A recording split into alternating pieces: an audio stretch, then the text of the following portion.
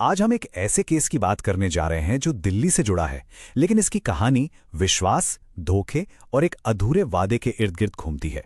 यह सोनिया कुमारी का मामला है। एक ऐसी कहानी जिसने कई परेशान करने वाले सवाल खड़े कर दिए हैं। तो सवाल यही उठता है कि आखिर सोनिया कुमारी के साथ हुआ क्या था। ये वो सवाल था जिसने 2024 के आखिर में दिल्ली पुलिस को भी उलझा कर रख गया। चलिए इस पूरे कॉम्प्लेक्स मामले की परतों को एक एक करके खोलते हैं। कहानी की शुरुआत किसी नाम से नहीं, बल्कि एक बेहद ही चौंकाने वाली खोज से होती है। हरियाणा के एक खेत में जो कुछ मिला उसने तुरंत एक बड़ी जांच को जन्म दे दिया। तो बात है अक्टूबर 2024 की। हरियाणा के रोहतक के एक सुनसान खेत में पुलिस को बुलाया गया। वहां जमीन में खोदे गए एक 4 फुट गहरे गड्ढे में एक युवा महिला का शव दफन मिला और यहीं से इस पूरे मामले ने तूल पकड़ना शुरू किया।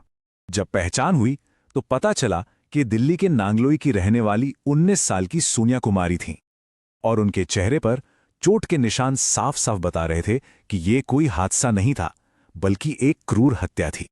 अच्छा, इस पूरे मामले को समझने के लिए उस रिश्ते को समझना बहुत जरूरी है जो इस पूरी कहानी के सेंटर में था।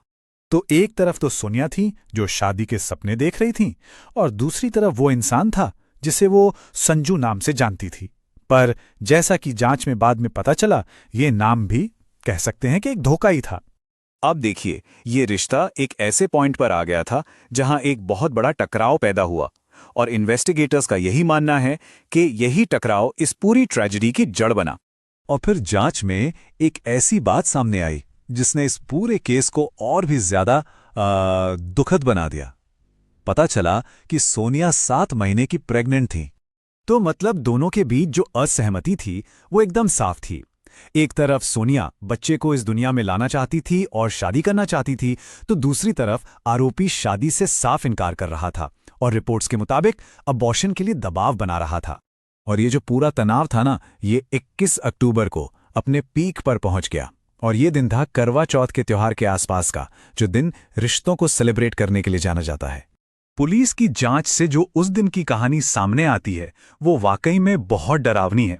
सोनिया अपना घर छोड़ती है, एक किराए की कार में बैठती है और दिल्ली से रोहतक तक का सफर तय करती है, जो कि उसकी जिंदगी का आखिरी सफर बन जाता है। तो जैसे ही सोनिया की बॉडी मिली, पुलिस ने इस पूरी पहेली के टुकड़ों को जोड़ना शुरू कर दिया ताकि उन लोगों तक पहुंचा जा सके जो इस सब के लिए जिम्मेदार थे। तो इन्वेस्टिगेशन काफी सीधे तरीके से आगे बढ़ी। सबसे पहले मेन सस्पेक्ट की पहचान हुई, फिर उसे गिरफ्तार किया गया और फिर उसके 2 साथियों को भी पकड़ लिया गया। तो पुलिस के हिसाब से जो मेन मोटिव था वो तो एकदम क्लियर था, शादी और प्रेगनेंसी को लेकर जो असहमति थी। हालांकि आरोपी ने यह भी दावा किया कि सोनिया किसी और से बात करने लगी थी, लेकिन जांच का जो मेन फोकस रहा वो उसी टकराव पर था। तो अब सवाल यह है कि आज ये मामला कानूनी तौर पर कहां खड़ा है। फिलहाल आरोपियों पर मर्डर का चार्ज लगा है और केस कोर्ट में चल रहा है। हालांकि कोर्ट के अंतिम फैसले का अभी भी इंतजार है। तो आखिर में सोनिया कुमारी का ये मामला हमें जवाबों से ज्यादा सवाल देकर जाता है। ये हमें रिश्तों में विश्वास, धोखेबाजी और न्याय की तलाश के बारे में सोचने पर मजबूर करता है। और ये सवाल भी खड़ा करता है कि एक समाज के तौर पर ऐसी त्रासदियों को रोकने के लिए हम और क्या कर सकते हैं।